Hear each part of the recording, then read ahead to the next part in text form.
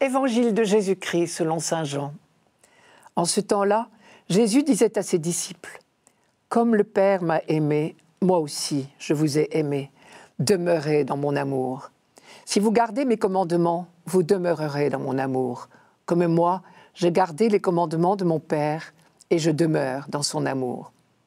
Je vous ai dit cela pour que ma joie soit en vous et que votre joie soit parfaite. Mon commandement, le voici.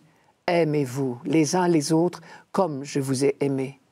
Il n'y a pas de plus grand amour que de donner sa vie pour ceux qu'on aime.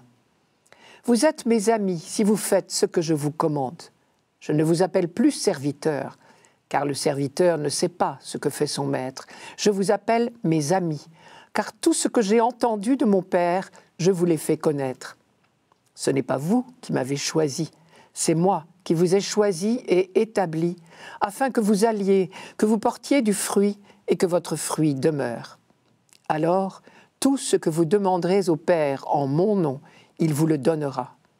Voici ce que je vous commande, c'est de vous aimer les uns les autres. »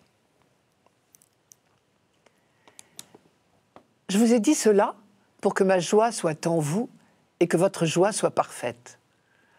Voilà une bonne nouvelle, si j'ose dire, dans ce texte. Quand le Christ parle à ses apôtres, c'est pour les combler de joie. Et la raison de cette joie, c'est que la vie de Jésus n'a été qu'amour, à l'image de son Père. Comme le Père m'a aimé, moi aussi, je vous ai aimé. Nous sommes tout à fait dans la ligne de la deuxième lecture. Quand l'humanité connaîtra enfin Dieu tel qu'il est, elle sera comblée de joie. Plus on lit la Bible, plus on est frappé de cette insistance. Le seul problème de l'humanité, c'est de ne pas connaître Dieu, de se tromper sur lui. Elle le prend pour un juge terrible, alors que c'est un père qui se réjouit de la joie de ses enfants. Dès l'Ancien Testament, tout le travail des prophètes a consisté à révéler ce vrai visage du Dieu de tendresse et de pitié, comme le disent les psaumes, un Dieu qui veut notre joie. Je vous donne quelques phrases d'Isaïe, par exemple. « Ils reviendront, ceux que le Seigneur a rachetés. Ils arriveront à Sion avec des cris de joie. Sur leur visage, une joie sans limite. Allégresse et joie viendront à leur rencontre. Tristesse et plainte s'enfuiront. » Ou encore, « C'est un enthousiasme et une exultation perpétuelle que je vais créer, dit Dieu. En effet, l'exultation que je vais créer, ce sera Jérusalem. Et l'enthousiasme, ce sera son peuple. Oui, j'exulterai au sujet de Jérusalem et je serai dans l'enthousiasme au sujet de mon peuple. » À noter que ces passages sont des textes tardifs de l'Ancien Testament. Cela veut dire que la révélation a déjà fait du chemin.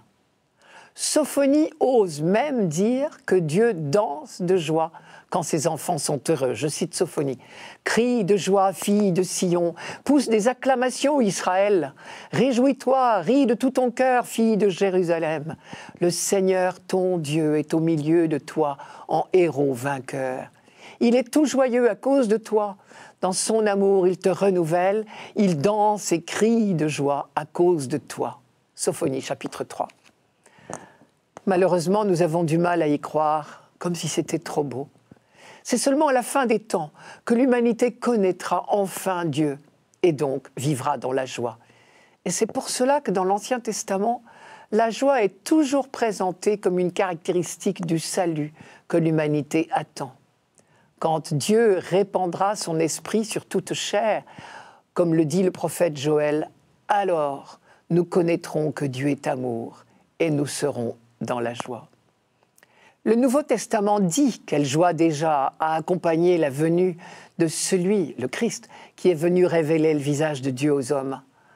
À propos de la naissance de Jésus, l'ange dit au berger « Soyez sans crainte, car voici, je viens vous annoncer une bonne nouvelle qui sera une grande joie pour le peuple. Il vous est né aujourd'hui, dans la ville de David, un sauveur. » Et visiblement, c'est un thème qui a beaucoup marqué Saint Jean. Du dernier soir de son maître, il a retenu une grande impression de joie, plus forte que l'épreuve, pourtant toute proche. Par exemple, vous l'avez entendu, je vous ai dit, je m'en vais et je viens à vous. Si vous m'aimiez, vous vous réjouiriez de ce que je vais au Père, car le Père est plus grand que moi. Ou encore, en vérité, je vous le dis, vous allez gémir et vous lamenter, tandis que le monde se réjouira. Vous serez affligés, mais votre affliction tournera en joie. Vous êtes maintenant dans l'affliction, mais je vous verrai à nouveau. Votre cœur se réjouira, et cette joie, nul ne vous la ravira. Et dans sa dernière prière, enfin, Jésus dit à son Père, « Maintenant, je vais à toi, et je dis ces paroles dans le monde, pour qu'ils aient en eux ma joie dans sa plénitude. » Les apôtres, à leur tour, promettent aux hommes la joie. Saint Jean y insiste dans ses lettres. Et nous vous écrivons cela pour que notre joie soit complète. C'est dans la première lettre, ou encore dans la deuxième. J'ai bien des choses à vous écrire. Pourtant, je n'ai pas voulu le faire avec du papier et de l'encre, car j'espère me rendre chez vous et vous parler de vive voix, afin que votre joie soit complète. Au fond, c'est peut-être à cela que l'on reconnaît les prophètes ou les apôtres. Ce sont ceux qui révèlent aux hommes le vrai visage du Dieu de la joie. Ceux-là, quand leur heure sera venue, s'entendront dire « C'est bien, bon et fidèle serviteur, tu as été fidèle en peu de choses, sur beaucoup je t'établirai. Entre dans la joie de ton maître. »